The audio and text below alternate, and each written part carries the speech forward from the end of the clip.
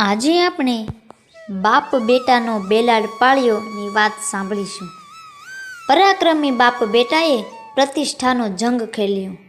શ્રી માંડવજી રાય દાદાની મહેરથી મૂળીના પરમાર રાજપૂતો નેકી ટેકી સાથે મૂળી 24નું રાજ મૂળી ઠાકોર સાહેબ અને વખતસિંહજી પ્રજાપાલન અને પશુપાલન સાથે રૂઢી રીતો નિભાવતા રહ્યા હતા.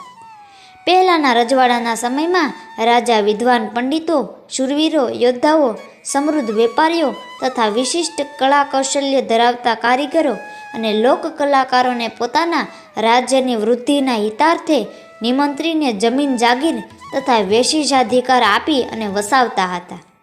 આમ મોરી શાખના રાજપૂતોને 16 સાંતી જમીન આપીને પોતાની પાસે જ વસાવ્યા હતા, જેથી મોરી અને પરમારોનો સ્નેહદિન પ્રતિદિન વધી રહ્યો હતો. મૂળી ઠાકોરને ઉગમણું વઢવાણ, આથમણું ચોટીલા અને ઓતરાદા થાન વિસ્તારની જાગીર લખતર ઠાકોરની. આમ આ ત્રણેય દિશાના રજવાડા સાથે મિત્રતાના સંબંધ પહેલેથી રહેતા હોવાને કારણે એ દિશા તરફની કોઈ ચિંતા રહેતી નહીં. એ સમયે મૂળી ઠાકોર પાસે બગલાની પાંખ જેવા ધોળા બળદની જોડ હતી.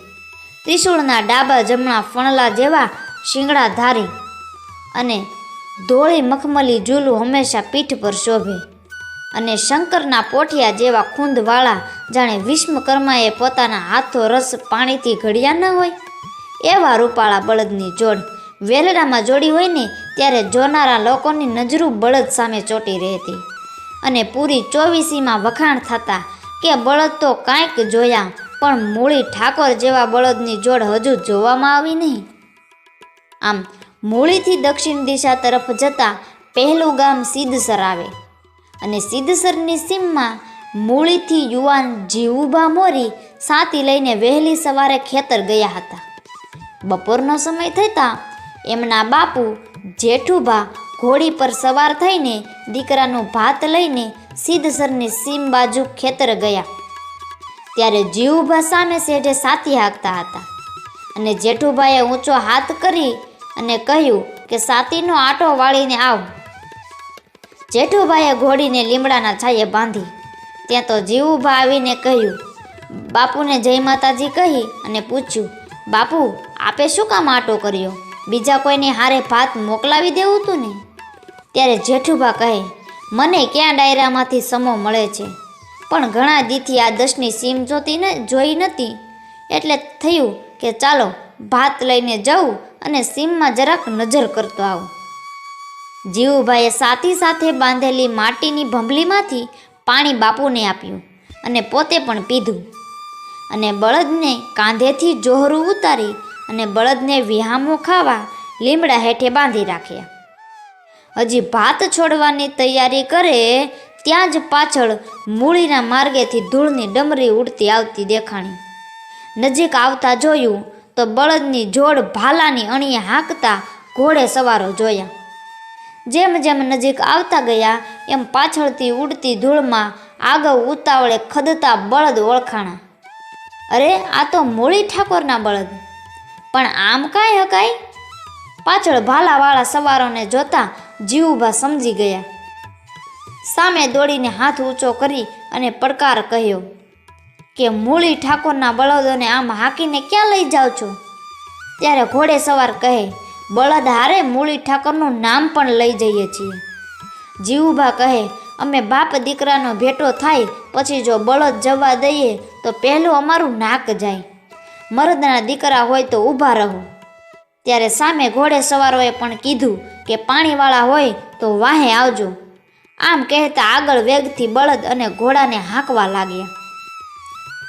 જીવુભા દોડતા આવીને બાપુને કહે, બાપુ ઠાકોરના બળદ હાંકીને જાય છે.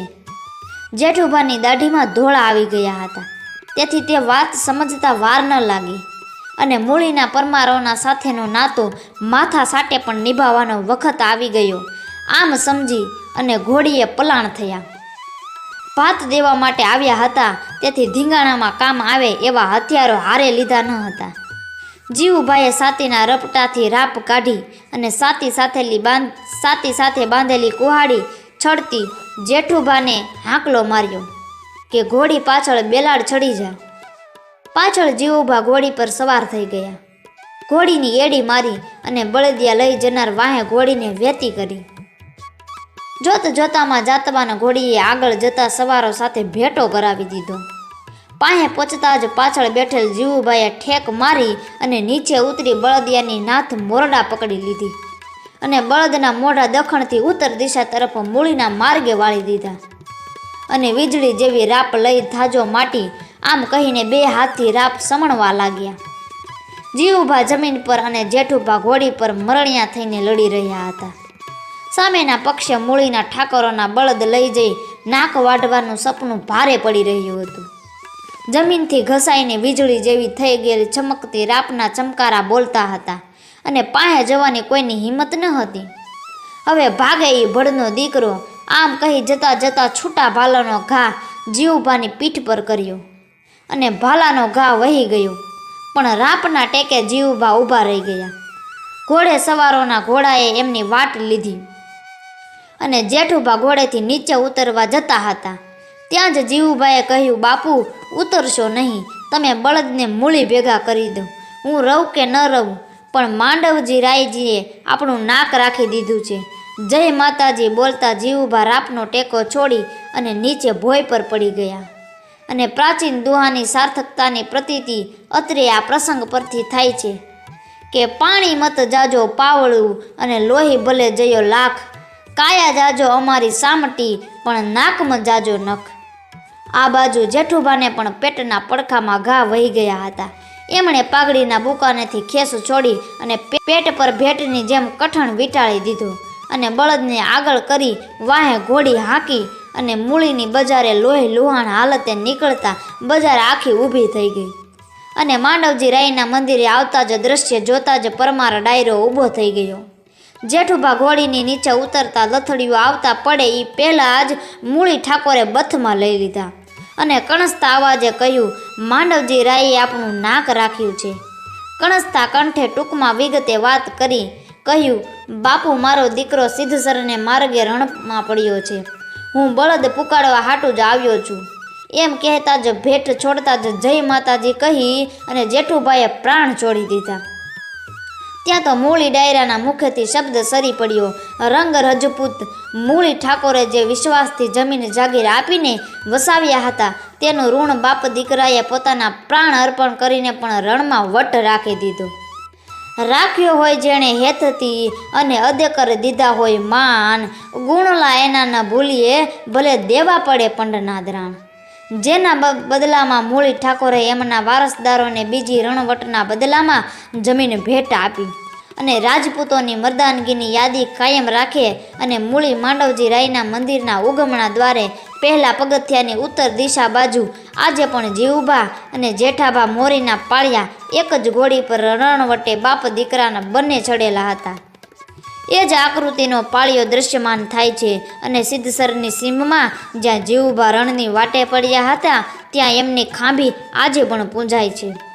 મોરી પરિવાર માંડવરાયજીના દર્શન સાથે સુરાપુરાની ખાંભીને નમન કરવા આવતા રહે છે અને ધૂળેટીના દિવસે માંડવરાયજી દાદાના મંદિર પર મોરી પરિવારના 52 ગજની ધજા ચડે છે અને ઘઉંના ખીચડાનો પ્રસાદ ધરાવવામાં આવે છે.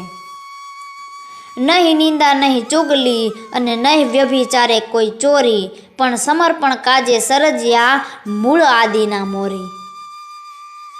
ધન્ય છે આપણી ધીંગી ધરાને જે આવા અનેક ઇતિહાસો સર્જાયા છે. આવી જ અવનવી ઇતિહાસોની ઘટના સાંભળવા માટે અમારી ચેનલને લાઈક કરો, શેર કરો અને સબસ્ક્રાઈબ કરો.